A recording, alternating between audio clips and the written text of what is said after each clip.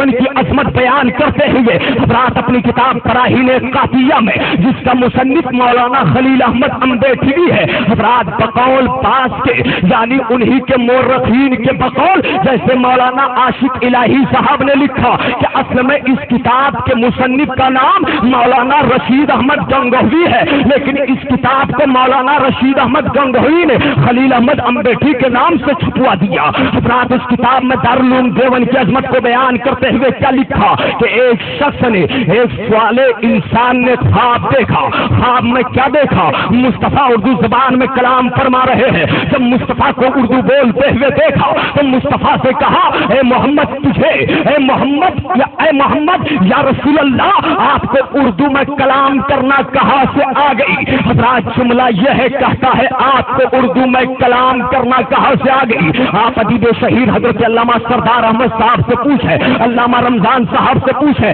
قاضی شہر حضرت علامہ قاری معراج صاحب سے پوچھیں، ان بزرگوں سے آپ پوچھیں کہ یہ کلام مذکر ہے یا مؤنث ہے؟ یہ علماء کہیں گے کلام مؤنث نہیں مذکر ہے۔ حضرات اسے خود بولنا نہیں آتا، یہ مصطفیٰ کو اردو سکھانے کے لیے چلا ہے، چور جاتا ہے چوری کر کے نشانی چھوڑ جاتا ہے، سراغ پتہ چھوڑ جاتا ہے۔ حضرات کہا کلام کہاں سے آ گئی تو معاذ اللہ لکھتا ہے محمد ابن عبداللہ نے فرمایا جب سے دارالعلوم دیوبند کے مولویوں سے میرا معاملہ ہوا ہے مجھے یہ زبان آ گئی ہے۔ استغفر اللہ، یہ نبی کے استاد بننے کے لیے چلے ہیں، یہ نبی کے معلم بننے کے لیے چلے ہیں، یہ تو پڑھا کر کے اپنے گنڈوں کو بچا نہ پائے جنت جہنم سے، یہ مصطفیٰ کو اردو سکھانے کے لیے چلے ہیں۔ خدا جب دین لیتا ہے اگلے چھین لیتا ہے۔ یاد رکھنا میرے نبی کا استاد نہ کوئی جبرائیل امین ہے نہ کوئی دنیا دار ہے، اگر نبی کو پڑھایا ہے تو پروردگار نے پڑھایا ہے، رب ذوالجلال۔ سبحان اللہ سبحان اللہ، واہ واہ واہ۔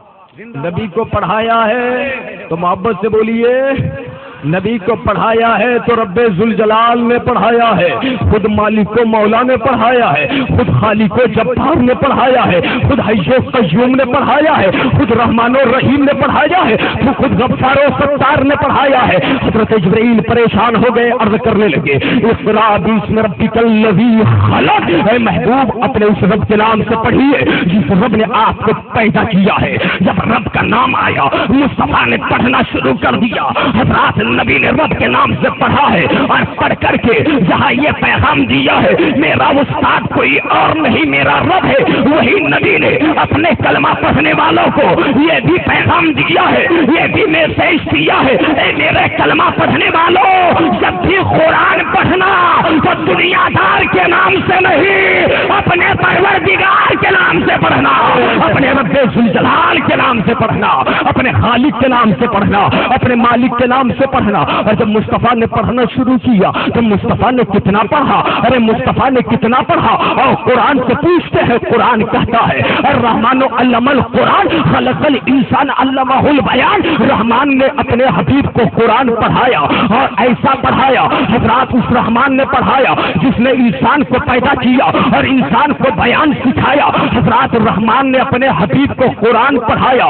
اب قرآن کی حقیقت یہ ہے، اللہ فرماتا ہے کہ بیان لکل شیء، قرآن میں ساری چیزوں کا بیان ہے، ذرے ذرے کا بیان ہے، قطرے قطرے کا بیان ہے، بحر و بر کا بیان ہے، شجر و حجر کا بیان ہے، خشک و تر کا بیان ہے، زمین و سما کا بیان ہے، مکین و مکہ کا بیان ہے۔ حضرات کیسے نہیں بیان ہو؟ اس لیے کہ سب مصطفیٰ کے صدقے میں ہے۔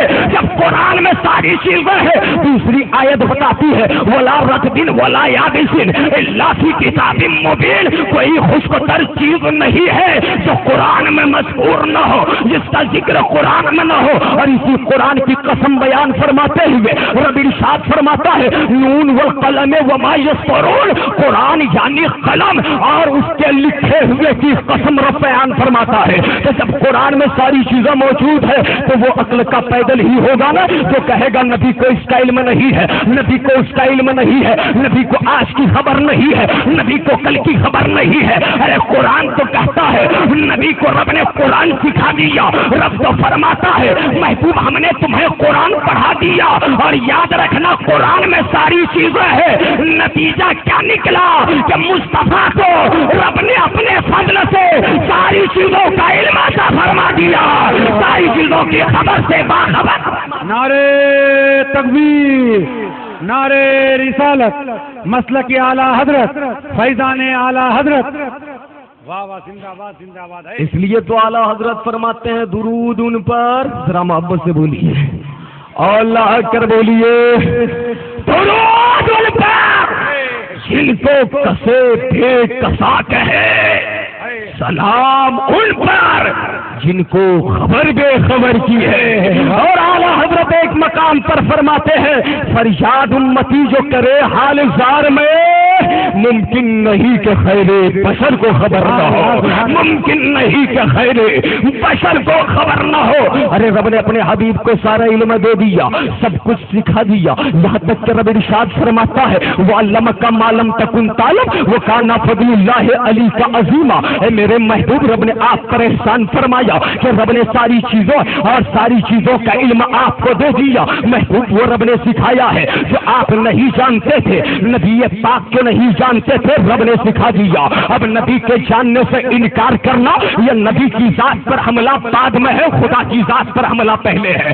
اس لیے کہ سکھانے والا خود کہہ رہا ہے میں نے سکھایا ہے. اب اگر کوئی نبی کے جاننے کا انکار کرے تو بھارت کے مسلمانوں، خواجہ کی نگری میں رہنے والوں، وہ نبی کے علم غیب کا انکار نہیں کرتا ہے بلکہ رب کے قرآن کا انکار کر رہا ہے، رب کے کلام کا انکار کر رہا ہے. اور رب کے کلام کا انکار کرنے والا مومن نہیں ہو سکتا، کافر ہے، مسلمان نہیں ہو سکتا، مشرک ہے. حضرات وہ حق پر نہیں ہو سکتا، باطل نظریات پر ہے، اس کی بنیاد صحیح پر نہیں ہے، اس کی بنیاد غلط پر ہے. حضرات میرے نبی نے بہت پہلے فرمایا تھا، ترمذی شریف کی حدیث ہے، نبی فرماتے ہیں یاتی علی الناس زمان الصابر فیہم علی دینہ کالقابض علی الجمر. ایک زمانہ ایسا آئے گا انسان کا اپنے دین ایمان پر قائم رہنا ایسا دشوار ہو جائے گا جیسے ہاتھ کے انگارے، ہاتھ کے ہتھیلی پر آج کا انگارہ لینا. پھر نبی فرماتے ہیں ایک زمانہ ایسا آئے گا یصبح الرجل مومنا ویمسی کافرا، یمسی مومنا ویصبح کافرا یبیع احدهم دینہ بأرض من الدنیا. ایک زمانہ ایسا آئے گا انسان صبح کو مومن ہوگا، شام کو کافر ہو جائے گا، شام کو مومن ہوگا، صبح کو کافر ہو جائے گا. حضرات یہ کیسے ہوگا؟ نبی فرماتے ہیں انسان دنیا کی دولت کی لالچ میں دنیا کا حریص بن کر کے بدعقیدوں اور بدباطل نظریات رکھنے والوں کے ہاتھ پر اپنے دین و ایمان کا سودا کر بیٹھے گا. نبی نے فرمایا تھا آج وہی زمانہ آ گیا ہے، انسان اپنے ایمان کی حفاظت کر، اپنے عقیدے کی حفاظت کر اور قرآن کی تلاوت کر اور قرآن کو سمجھنے کی کوشش کر. نبی فرماتے ہیں بخاری شریف کی حدیث ہے مصطفیٰ گویا ہوتے ہیں، مصطفیٰ پیغام دیتے ہیں. امت مسلمہ کے نام نبی کا میسیج ملاحظہ کرو. نبی فرماتے ہیں خیرکم من تعلم القرآن وعلمہ. آج انسان قرآن کو تاکہ نیسیا پر رکھ دیا ہے. آج انسان نساء کے عالم میں یا تو قرآن پڑھتا ہے یا مرنے کے بعد تیجا کی محفل میں پڑھتا ہے یا 40ویں کی محفل میں پڑھتا ہے. اے انسان یہ قرآن تاک کے سجائے رکھنے کی چیز نہیں ہے، اسے تو سینے سے لگائے رکھنے کی چیز ہے، یہ تو دل میں چھپائے رکھنے کی چیز ہے. ارے میرے نبی نے فرمایا تھا تم میں بہتر وہی ہے. نبی کی بولی سنو ذرا، نبی کا ارشاد سماعت کرو. نبی فرماتے ہیں تم میں افضل وہی ہے، تم میں بہتر وہی ہے جو قرآن پڑھے اور دوسروں کو پڑھائے، جو قرآن سیکھے اور دوسروں کو سکھائے. یہ علماء پاگل نہیں ہے، یہ علماء دیوانے نہیں ہے، ان کی عقل ان کی عقل کہیں غائب نہیں ہو گئی ہے. آپ حیرت و تعجب سے سوچ رہے ہوں گے اے محب القادری آپ کیا کہنا چاہتے ہو؟ حضرت علامہ رمضان صاحب پڑھاتے ہیں، محنت کرتے ہیں، مولانا عارف رضا پڑھاتے ہیں، محنت کرتے ہیں. رات دن آپ پاگل دیوانہ مجنون نہ سمجھے بلکہ نبی کی اس حدیث پر یہ عمل کر رہے ہیں کہ مصطفیٰ نے گارنٹی دی ہے چاہے دنیا حقارت کی نظر سے دیکھے، چاہے دنیا ذلت کی نظر سے دیکھے. ارے دنیا کی حقارت اور ذلت سے کچھ نہیں ہوتا. قرآن کہتا ہے وہ کوئی سمنتشا وہ تو ذلو منتشا. اللہ جسے چاہتا ہے عزت دیتا ہے، جسے چاہتا ہے ذلیل فرماتا فرماتا ہے. اور یاد رکھنا رات یہ رب کی بولی ہے. اب قرآن کی اہمیت آپ ذرا اور سمجھیں اور ذہن کو قریب کریں. اللہ فرماتا ہے لا تبدیل لکلمات اللہ. اللہ کے کلام میں کوئی تبدیلی واقع نہیں ہو سکتی ہے. اللہ کا کلام بدل نہیں سکتا ہے. اس میں تغیر کا امکان نہیں ہے, تبدل کا امکان نہیں ہے. قرآن میں تحریف نہیں ہو سکتی, قرآن میں ترمیم نہیں ہو سکتی. اس لیے کہ پیارے یہ قرآن ہے, یہ کلام الہی ہے. اس لیے تو کہنے والا کہتا ہے قول محمد قول خدا, فرمان نہ بدلا جائے گا, بدلے گا زمانہ لاکھ مگر قرآن نہ بدلا جائے گا, بدلے گا. نعرے تکبیر, نعرے رسالت, مسلک اعلی حضرت عظمت قرآن کانفرنس حضرت علامہ مفتی صابر رضا صاحب قبلہ. نعرے تکبیر, نعرے رسالت. میری بات سمجھ میں آ رہی ہے تو ذرا محبت سے بولیے سبحان اللہ, اور اونچی آواز میں بولیے یا رسول اللہ. اس لیے کہ جہنم سے آزادی کا مہینہ یہ ہے, یشرا مغفرت سے نکل کر کے پروانہ نجات کا ہے. یشرا رب کی رضا کیا ہے. آج آپ نے رمضان میں جلسے کا انعقاد کیا ہے. آپ جانتے ہو, بہت سنا ہوگا, آپ نے نبی نے فرمایا اذا دخل رمضان فتحت ابواب الجنہ وغلقت ابواب النار وسلسلۃ الشیاطین. نبی فرماتے ہیں جب رمضان کا ماہ داخل ہوتا ہے, اور رمضان کا احترام مصطفیٰ نے کیا بتایا. رمضان کی آمد سے پہلے نبی دیوانوں کو بلاتے تھے, جمع کرتے تھے, نبی بات فرماتے تھے, نبی نصیحت فرماتے تھے, رمضان کے احترام کا پیغام دیتے تھے, رمضان کی تعظیم اور تکریم کے وسیل اور ضابطے بتایا کرتے تھے. رات رمضان کی آمد بھی نبی فرماتے ہیں کہ جب یہ مہینہ آتا ہے اللہ تعالیٰ جنت کے دروازوں کو کھول دیتا ہے, رحمت کے دروازوں کو کھول دیتا ہے, اور جب یہ مہینہ آتا ہے جہنم کے دروازے بند کر دیے جاتے ہیں, اور جب یہ مہینہ آتا ہے اللہ شیاطین کو زنجیروں میں جکڑ دیتا ہے.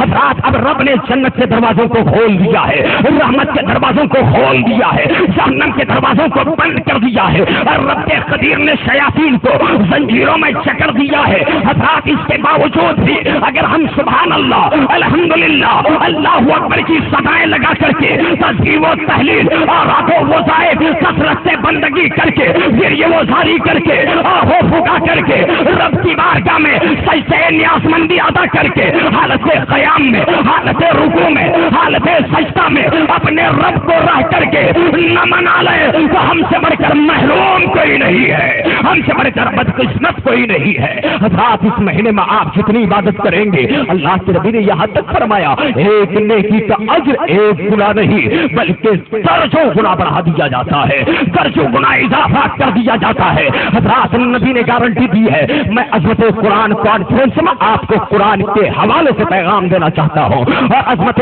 قرآن سمجھانا چاہتا ہوں. حضرات